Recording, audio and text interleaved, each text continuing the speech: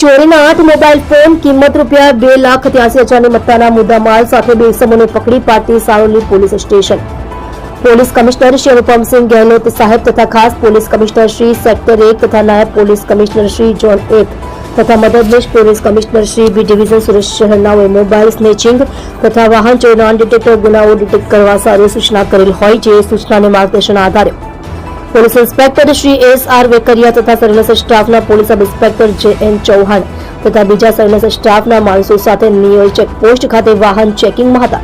તે દરમિયાન head constable સંજયભાઈ વેલજીભાઈ તથા પોલીસ કોન્સ્ટેબલ હિંમતભાઈ વાલજીભાઈ નાઓને સંયુક્ત મળેલ બાતમી હકીકતના આધારે 2 ઇસમો નામે શહેજાદ લિયાકત અલી સૈયદ તથા સાહિલ રશીદ શેખ નાઓની પાસેથી અલગ અલગ કંપનીના મોબાઈલ ફોન નંગ 7-8 કિંમત રૂપિયા 2,83,000ની મત્તાનો મુદ્દામાલ પકડી પાડી ભારતીય નાગરિક સુરક્ષા સંહિતા કલમ 106 મુજબ તપાસ અર્થે કબજે કરી પ્રશંસનીય કામગીરી કરેલ છે।